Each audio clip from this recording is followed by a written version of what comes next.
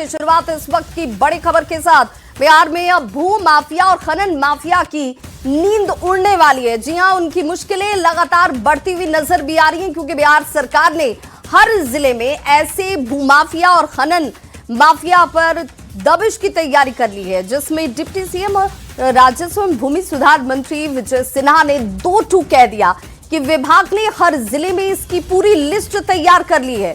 जो माफिया अवैध तरीके से पैसा कमाकर जमीन में लगाते हैं, उन पर अब शिकंजा कसा जाएगा। विजय सिन्हा ने यह भी कहा कि भूमि और राजस्व विभाग अब उनके पास है और इसीलिए अवैध तरीके से कमाए गए पैसे को जमीन में नहीं लगने देंगे।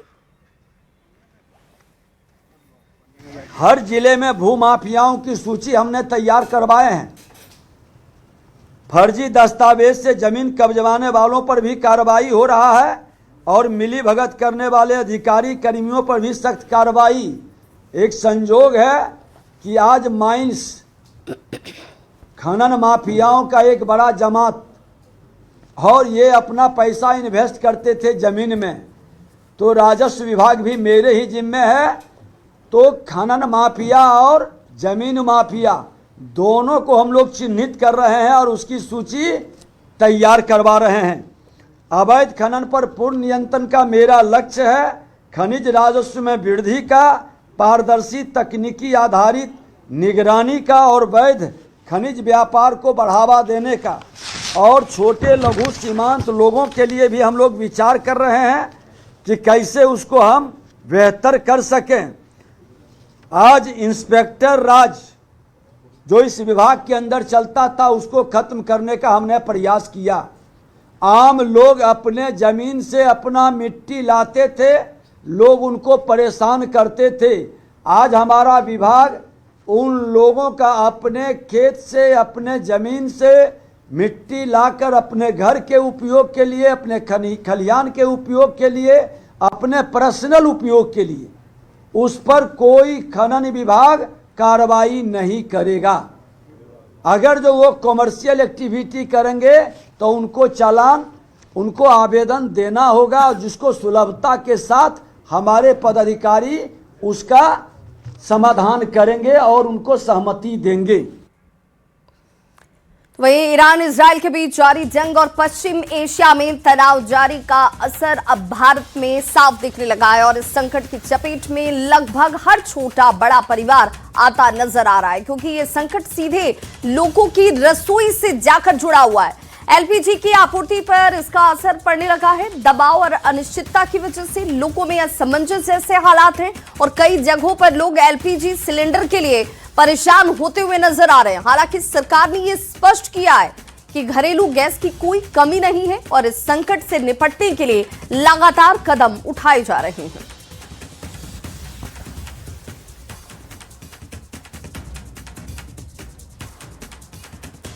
तो पटना के फुलवारी शरीफ इलाके में गैस सिलेंडर की आपूर्ति में हो रही देरी को लेकर स्थानीय लोगों का गुस्सा जो है वो आज भड़क उठा। आक्रोशित लोगों ने पटना एम्स रोड को जाम कर दिया और सड़क पर गैस सिलेंडर रखकर प्रदर्शन करते नजर आए। इस दौरान कुछ समय के लिए यातायात पूरी तरीके से बाधित हो गया। प्रदर्शन कर रहे लोगों का यह कहना है कि गैस एजेंसी की तरफ से समय पर सिलेंडर की आपूर्ति नहीं की जा रही, और यही वजह है कि आम लोगों को परेशानी उठानी पड़ रही है। दिक्कत हो रहा है, जिसका डीएससी नंबर है उसको भी, आज इसका ओटीपी नहीं गिरा उसको तो खैर समझ के मिल ही नहीं रहा ज्यादातर। कितने दिन की समस्या है? जब से बम गिरा है तो मिलेगा, ये नहीं रहा है। कितने दिन से नहीं आ रहा? अभी तो परसों आया था, फिर मतलब कि आ रहा है, कंज्यूमर मतलब कि ज्यादा है, गैस कम आ रहा है। यहाँ मिल रही है गैस? हाँ है, ठीक है, यहाँ कोई दिक्कत नहीं है। तो बोल रही है गैस नहीं गैस आ रहा तो मिल रहा है, किसी को दिक्कत नहीं है यहाँ से। तो ईरान इजराइल के बीच जारी महायुद्ध के बीच भारत में भी एलपीजी का संकट अब इस वक्त गहराते नजर आ रहा है, और इसे लेकर विपक्ष ने केंद्र सरकार पर निशाना साधना शुरू कर दिया।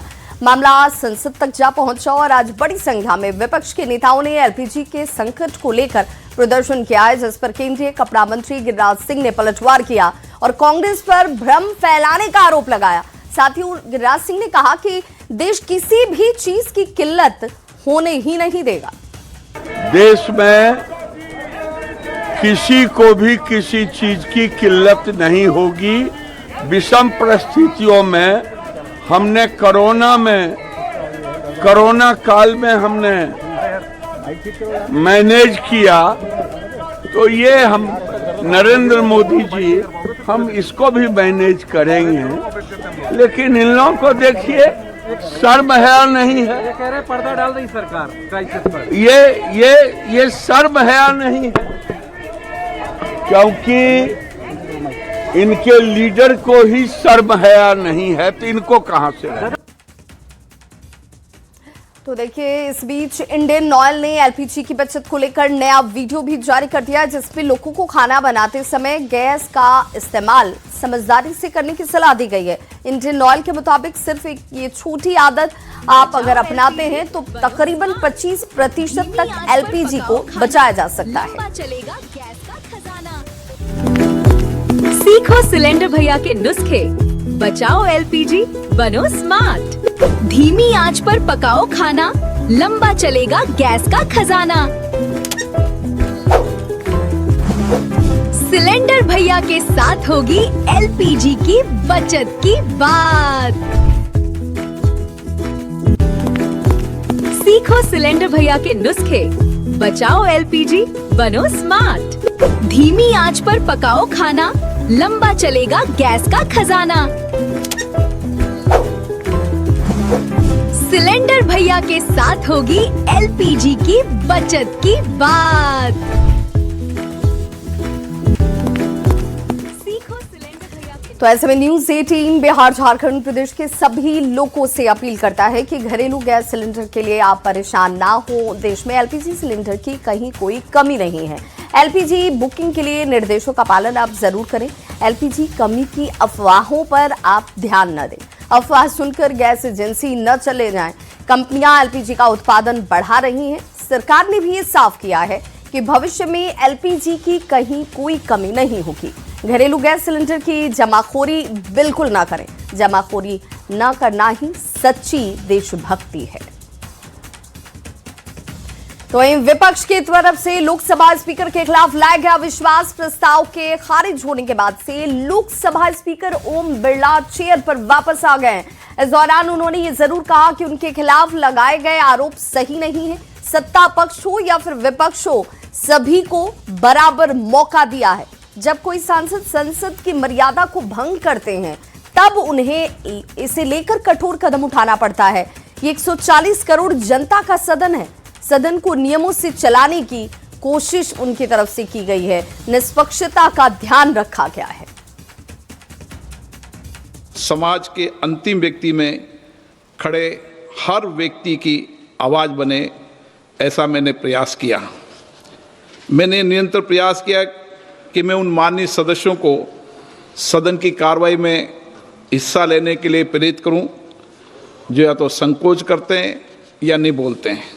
मैंने दोनों कार्यकाल में समय समय पर जो भी माननीय सदस्यों ने विचार नहीं किया, मैंने चैम्बर में बुलाकर उनको आग्रहपूर्वक किया कि वह सदन में अपनी बात रखें, अपनी क्षेत्र की आवाज़ को रखें, क्योंकि सदन में बोलने से लोकतंत्र का संकल्प मजबूत होता है, सरकार की जवाबदेही भी तय होती है। मुझे इस पावन सदन ने दूसरी बार अध्यक्ष पद का दायित्व और अवसर दिया।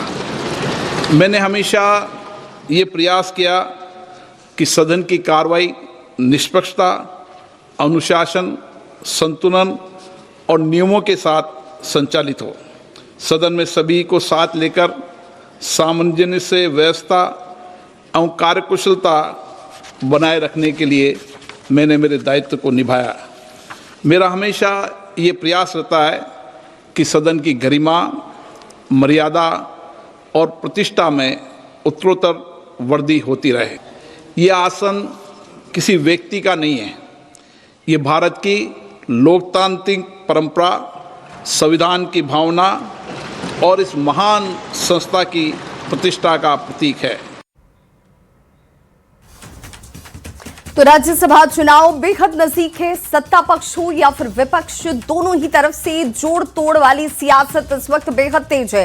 लेकिन इसी बीच लालू प्रसाद बेहद रिलैक्स नजर आ रहे हैं। देश की सियासत में किंग मेकर की भूमिका निभा चुके लालू प्रसाद राज्यसभा चुनाव के पहले रिलैक्स करते हुए नजर आए। दरअसल लालू प्रसाद आज अपनी पत्नी राबड़ी देवी के आवास से निकलकर महुआ बाग गए हुए थे, जहां लालू निश्चिंतता के भाव में दिखे। राबड़ी देवी के ज्यादा और ऐसे में उन जो जानकारी है उनसे लेने की कोशिश की न्यूज़ 18 संवाददाता अमित कुमार ने। राज्यसभा चुनाव जो है वो नजदीक आते चला जा रहा है और दूसरी तरफ जो है एनडीए हो या फिर महागठबंधन, सभी जगह जो है वो चिंता की लकीर बढ़ती जा रही है। दूसरी तरफ देख सकते हैं लालू प्रसाद यादव जो है वो पूरे तौर पे जो है रिलैक्स मोड में है।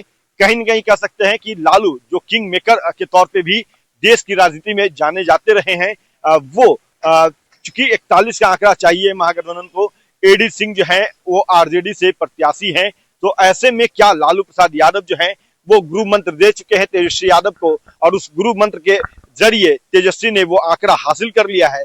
क्योंकि जिस तरह की तस्वीर जो है वो बुधवार को देखने को मिली, अचानक से एआईएमआईएम के प्रदेश अध्यक्ष जो है वो तेजस्वी यादव के आवास पे पहुंचे थे। वहां जाकर के बंद कमरे में बैठक हुई और बैठक के बाद दोनों जब मीडिया के सामने आए तो ये कहा कि सब कुछ पॉजिटिव है। और ओवैसी को जो है वो अख्तरुल शाहीन जो है उन्होंने कहा, अख्तरुल ईमान ने कहा कि हम अपनी बातों को अवगत कराएंगे और जो ओवैसी का निर्देश होगा उसका अनुपालन किया जाएगा। तो कहीं न कहीं कह सकते हैं कि अब महज चंद घंटे रह गए हैं जब राज्यसभा को लेकर के वोटिंग होगी, और उस वोटिंग के दौरान जो जादुई आंकड़ा है 41 का, वो क्या महागठबंधन के प्रत्याशी एडी सिंह हासिल कर पाते हैं, ये देखना बेहद अहम होगा। लेकिन जिस तरह से लालू प्रसाद यादव जो है वो अपने आवास से निकले, फिर महुआ बाग गए, फिर दूसरी जगह से होते हुए वापस राबड़ी देवी के आवास लौटे, और इनकी चेहरे पे कह सकते हैं तो एक मंद मुस्कान दिख रही थी, पेशानी पे कोई बल नहीं था। तो कहीं न कहीं कह सकते हैं कि जो लालू किंग मेकर की भूमिका में रहे हैं राजनीतिक में लगातार सक्रिय, क्या उन्होंने अपना गुरु मंत्र तेजस्वी को दे दिया और तेजस्वी जो है उस गुरु मंत्र के आधार पर कामयाबी हासिल करने जा रहे हैं, ये देखना बेहद अहम होगा। अमित पाठ, न्यूज़ 18 पटना। और बड़ी खबर आ रही है इस वक्त पटना से, जहां पर एनडीए की एक बेहद अहम बैठक आज होने वाली है। राज्यसभा चुनाव को लेकर एनडीए की रणनीतिक बैठक के तौर पर इसे देखा जा रहा है। शाम 6 बजे का वक्त होगा जब ये महत्वपूर्ण बैठक होती हुई नजर आएगी। डिप्टी सीएम सम्राट चौधरी के सरकारी आवास पर यह बैठक शाम के 6 बजे होने वाली है। सभी विधायक और विधान पार्षद इस बैठक में मौजूद होंगे।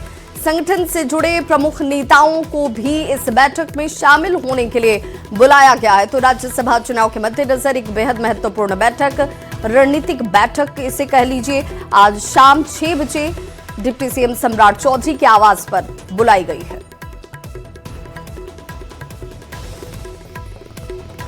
वहीं पंचायती राज मंत्री दीपक प्रकाश ने अपनी पत्नी के साथ गुरु गोविंद सिंह जी महाराज के दरबार में जाकर मत्था टेका। इस मौके पर पंचायती राज मंत्री ने प्रदेश की खुशहाली के लिए गुरु महाराज से दुआएं मांगी। गुरुद्वारा प्रबंधक कमेटी ने दीपक प्रकाश और उनकी पत्नी को सिरोपा भेंट कर सम्मानित किया। गुरु के दरबार में आए हैं, सौभाग्य है मेरा गुरु के दरबार में आकर गुरु के आदर्शों को याद किया है। मन में एक शांति और अलग प्रकार का एक आनंद में महसूस हो रहा है। आभार है कि हम लोग यहाँ पर आए हैं, सभी का आभार है जिनके वजह से हम लोग यहाँ पर आए हैं, और गुरु का दर्शन, गुरु के स्नेह हम लोग को मिला यहाँ पे। बहुत ही अच्छा लगा, मन में शांति और बहुत ही एक होता है कि तनाव मुक्त हो जाता है इंसान गुरु के दरबार में। बहुत अच्छा लगा। और अब बात मुख्यमंत्री नीतीश कुमार की समृद्धि यात्रा की करें तो पूर्णिया में सीएम नीतीश कुमार की समृद्धि यात्रा के मंच पर संबोधन के दौरान बिहार सरकार में खाद्य एवं उपभोक्ता संरक्षण मंत्री लेसी सिंह भावुक हो गई। लेसी सिंह महिलाओं को आगे बढ़ाने में सीएम नीतीश के योगदान का जिक्र कर रही थी। उन्होंने कहा कि सीएम ने बिहार की महिलाओं के लिए बहुत कुछ किया, उनकी जैसी साधारण महिला को भी इतने बड़े पद तक उन्होंने पहुंचा दिया। इतना ही बोलते था कि उनकी आंखें भर आईं और वो भावुक हो गई। हर स्तर पर राजनीतिक रूप से, शैक्षणिक रूप से, आर्थिक रूप से महिलाओं को सबल करने का काम किए हैं। आज हमें ऐसे नेता के नेतृत्व में काम कर रहे मुझे गर्व हो रहा है, लेकिन मैं मुझ जैसी महिला को भी, साधारण परिवार की महिला को भी यहाँ तक लाने का काम आज माननीय मुख्यमंत्री जी ने किए हैं। हम जिस तरह से मेरे परिवार पर मेरे ऊपर आपत्ति विपत्ति आई, माननीय मुख्यमंत्री जी कृष्ण के रूप में हमारे परिवार हमारे लिए ढाल बन के रहे हैं। मैं ज्यादा कुछ न कहते हुए माननीय मुख्यमंत्री जी का आभार और अभिनंदन करती हूँ। धन्यवाद। बिहार में इन दिनों बयानबाजी से ज्यादा सामने से आरोप लगाने के बजाय सोशल मीडिया पर सियासत हो रही है और इसी कड़ी में नेता प्रतिपक्ष तेजस्वी यादव ने सोशल मीडिया एक्स पर पोस्ट कर बिहार में विकास और सरकार के काम को आईना दिखाने की कोशिश की। तेजस्वी यादव ने एनडीए सरकार पर जोरदार हमला किया। तेजस्वी यादव सोशल मीडिया पर एक सूची जारी करते हैं जिसमें बिहार कहां आगे हुआ और कहां पिछड़ गया, 21 साल में एनडीए ने क्या कुछ किया, इन सब सवालों का जवाब इस सूची के जरिए देने की कोशिश उन्होंने जनता को की। उन्होंने कहा कि 21 वर्षों की एनडीए सरकार में बिहार विकास के सभी मानकों, मापदंडों और मानदंडों में सबसे फिसड्डी है। तो तेजस्वी यादव की तरफ से आरोप लगाना भर था। बीजेपी नेता नीरज कुमार ने पलटवार इस पर किया और तेजस्वी के एक एक आरोप का जवाब आंकड़ों के जरिए ही दिया गया।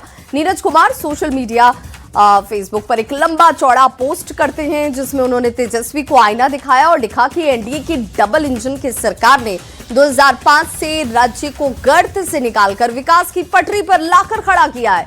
आरजेडी के जंगल राज में बिहार काफी पिछड़ा हुआ था, तब गरीबी 60% से ऊपर हुआ करती थी, साक्षरता सिर्फ 47% थी और अपराध का दर 4.38% था। लेकिन आज गरीबी घटकर सिर्फ 26.59% रह गई है।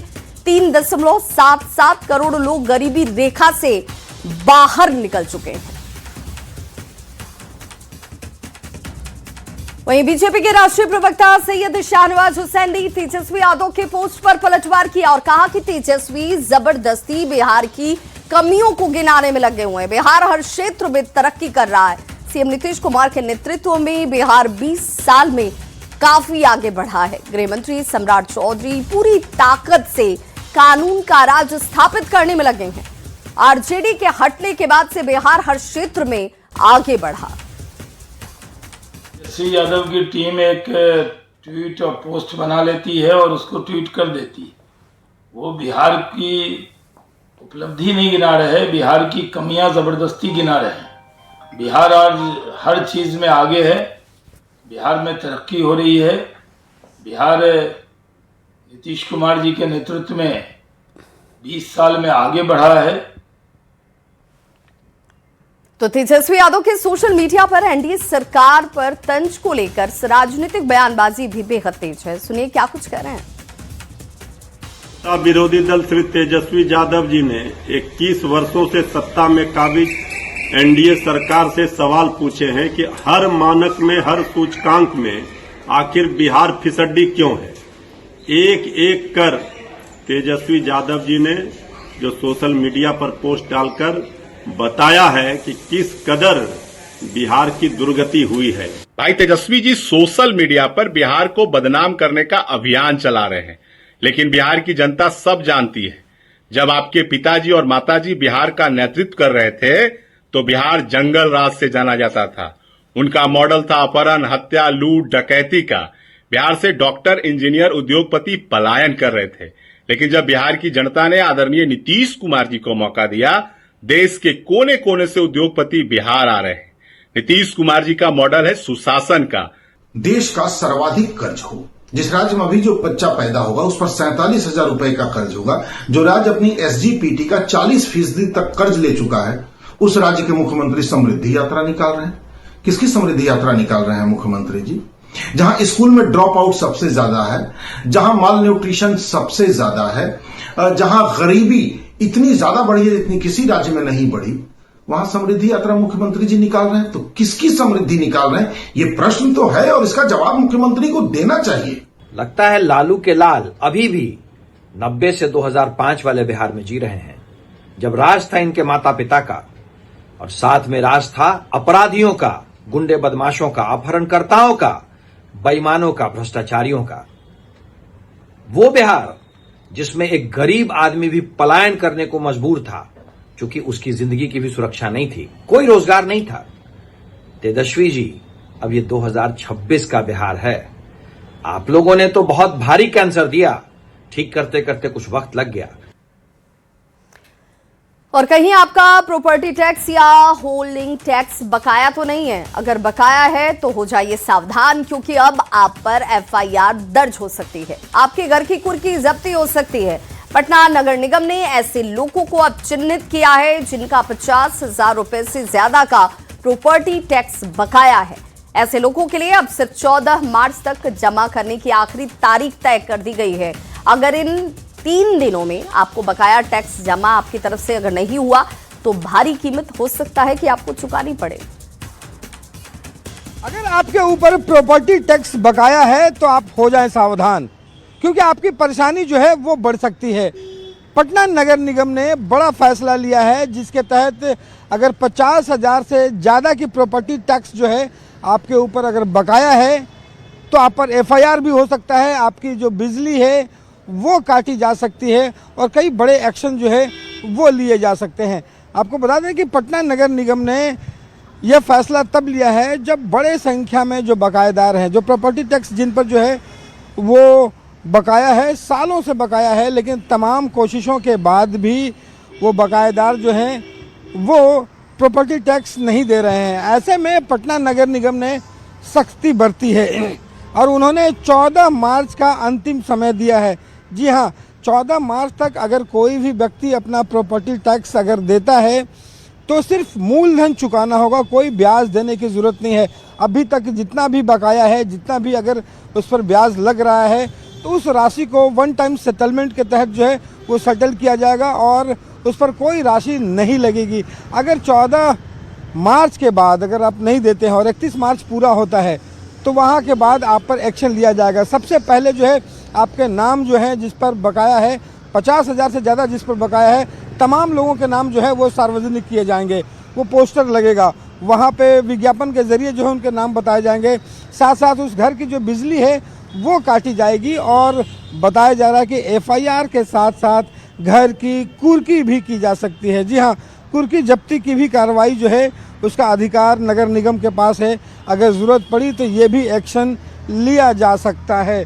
तो लगातार जो है नगर निगम वैसे लोगों पर सख्ती बरत रहा है जो कई सालों से प्रॉपर्टी टैक्स जो है वो नहीं दे रहे हैं और ऐसे में माना जा रहा है कि इस प्रॉपर्टी टैक्स के इस सख्ती के बाद जो है तमाम वैसे लोग जो अभी तक प्रॉपर्टी टैक्स नहीं जमा किए हैं वो जमा करेंगे। और वैसे लोगों से अपील भी की जा रही है नगर निगम के द्वारा कि अपने अपने जो बकाए हैं वो जल्द से जल्द लौटा दें ताकि परेशानी से बच सकें।